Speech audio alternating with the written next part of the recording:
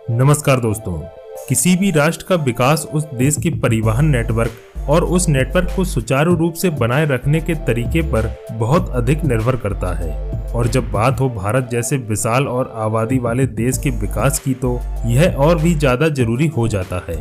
देश में किसी भी क्षेत्र को जोड़ना और यातायात को स्मूथली रन कराने के लिए नई और चौड़ी सड़कों का निर्माण आवश्यक होता है। इसी विजन के तहत मोदी सरकार ने वर्ष 2015 में भारतमाला परियोजना को लॉन्च किया और इस परियोजना पर निर्माण कार्य शुरू हुआ वर्ष 2017 में। भारतमाला परियोजना के अंतर्गत केंद्र सरकार का लक्ष्य है कि पूरे भारत में सड़कों, राजमार्गों और एक्सप्रेसवे का एक ठोस नेटवर्क तैयार किया जाए और इस नेटवर्क में करीब 83,677 किलोमीटर लंबी नई सड़कों का निर्माण 10.63 लाख करोड़ रुपए की लागत से किया जाएगा। परंतु दोस्तों, आज हम आपको पूरी भारतमाला परियोजना के बारे में न बताकर भारतमाला प्रोजेक्ट के अंतर्गत साउथ इंडिया में बनने वाले एक या दो नहीं बल्कि पूरे 10 न्यू एक्सप्रेसवे के बारे में डिटेल जानकारी देंगे। इन एक्सप्रेसवे का क्या रूट होगा, कब से इनका निर्माण कार्य शुरू किया जाएगा और कब तक इन्हें बनाकर तैयार कर लिया जाएगा। वीडियो काफी इंफॉर्मेटिव होने वाला है, तो एंड तक जरूर बने रहें। स्वागत है आप सभी का डीआर इंफ्रा टीवी की एक और लेटेस्ट वीडियो में। दोस्तों, भारतमाला परियोजना के तहत साउथ इंडिया में बनने वाले 10 न्यू एक्सप्रेसवे की लिस्ट में नंबर 1 पर आता है चेन्नई सलेम एक्सप्रेसवे। 277 किलोमीटर लंबा यह एक्सप्रेसवे 8 लेन चौड़ा होगा, जिसको NHAI के द्वारा 2025 तक बनाकर तैयार किया जाना है और वर्तमान में इस एक्सप्रेसवे पर भूमि अधिग्रहण का कार्य किया जा रहा है। EPC मॉडल के तहत बनने वाले इस एक्सप्रेसवे की एस्टिमेट कॉस्ट 10,000 करोड़ रुपए तय की गई है। नंबर 2 पर आता है पुणे बेंगलुरु एक्सप्रेसवे। महाराष्ट्र और कर्नाटक को जोड़ने वाला यह एक्सप्रेसवे एक green field access control high speed expressway होगा। महाराष्ट्र के 3 और कर्नाटक के 9 जिलों से होकर गुजरने वाला यह एक्सप्रेसवे करीब 700 किलोमीटर लंबा होगा। रूट अलाइनमेंट के हिसाब से यह एक्सप्रेसवे महाराष्ट्र में पुणे से शुरू होकर सतारा, सांगली जिले से होते हुए कर्नाटक के बेलगामी, बागलकोट, गड़क, कोप्पल, विजयनगर, दावणगेरे, चित्रदुर्ग, तुमकुर होते हुए बेंगलुरु में प्रस्तावित सैटेलाइट रिंग रोड पर जाकर समाप्त होगा।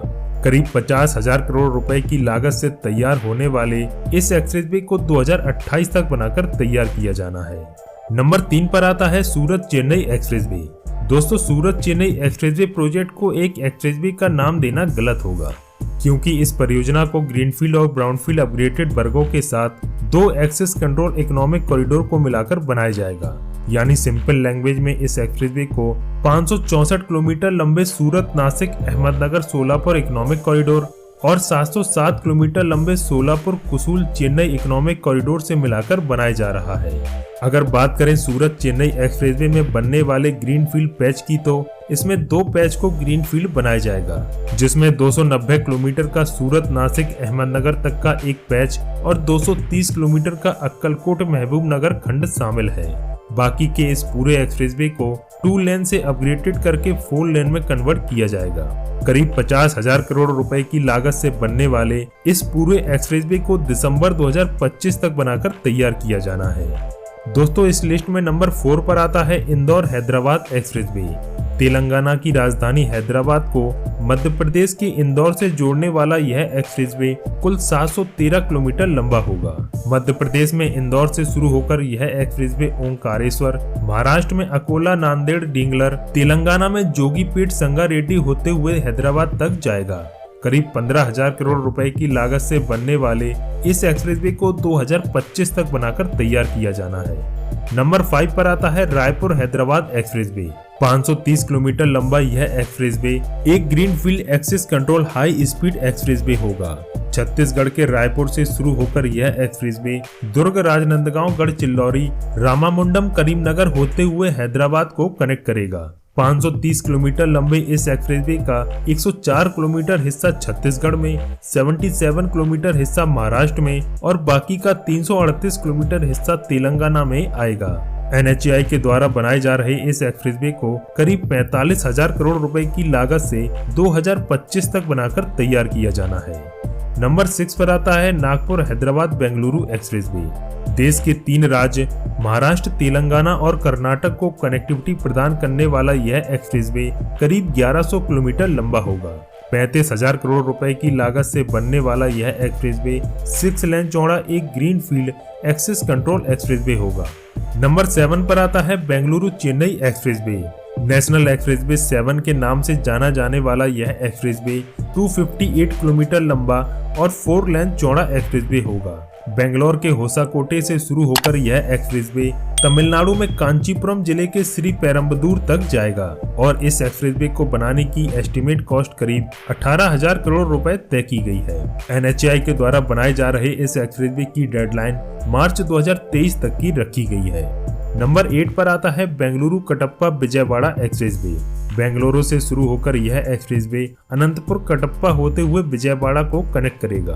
दोस्तों, बेंगलुरु विजयवाड़ा एक्सप्रेसवे एक ग्रीनफील्ड और ब्राउनफील्ड एक्सप्रेसवे प्रोजेक्ट है। इसके ब्राउनफील्ड पैच में बेंगलुरु से कोड़िकोंडिया तक 73 किलोमीटर लंबे 4 लेन हाईवे को अपग्रेड किया जाएगा, जबकि कोड़िकोंडिया से अडांकी तक का 332 किलोमीटर लंबा पैच पूरा ग्रीनफील्ड पैच होगा।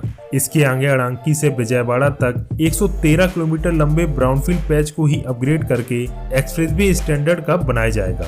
इस प्रकार से बेंगलुरु से विजयवाड़ा तक इस एक्सप्रेसवे की टोटल लेंथ 518 किलोमीटर की होगी और इस पूरे एक्सप्रेसवे को रेडी करने में करीब 20,000 करोड़ रुपए खर्च किए जाएंगे। नंबर 9 पर आता है चित्तूर तच्चूर एक्सप्रेसवे। भारतमाला परियोजना के अंतर्गत बनने वाला यह एक्सप्रेसवे करीब 117 किलोमीटर लंबा होगा, जिसको बनाने की अनुमानित लागत 4,754 करोड़ रुपए तय की गई है और NHAI के द्वारा इस एक्सप्रेसवे की डेडलाइन 2024 तक की रखी गई है। लास्ट में नंबर 10 पर आता है रायपुर विजयवाड़ा एक्सप्रेसवे। 464 किलोमीटर लंबा और 6 लेन चौड़ा यह एक्सप्रेसवे देश के 3 राज्य छत्तीसगढ़, उड़ीसा और आंध्र प्रदेश को कनेक्टिविटी प्रोवाइड करेगा। रूट अलाइनमेंट के हिसाब से यह एक्सप्रेसवे छत्तीसगढ़ में 124 किलोमीटर, उड़ीसा में 240 किलोमीटर और आंध्र प्रदेश में 100 किलोमीटर की दूरी तय करेगा। NHAI की देखरेख में बनाए जा रहे इस एक्सप्रेसवे की एस्टिमेट कॉस्ट करीब 20,000 करोड़ रुपए तय की गई है और इस एक्सप्रेसवे को बनाने की डेडलाइन 2025 तक की रखी गई है। दोस्तों, अगर आप इनमें से किसी भी प्रोजेक्ट पर डिटेल वीडियो देखना चाहते हैं तो हमें कमेंट कर जरूर बताएं। आज की इस वीडियो में सिर्फ इतना ही। मिलते हैं एक नई वीडियो में लेटेस्ट इन्फॉर्मेशन के साथ। तब तक के लिए धन्यवाद।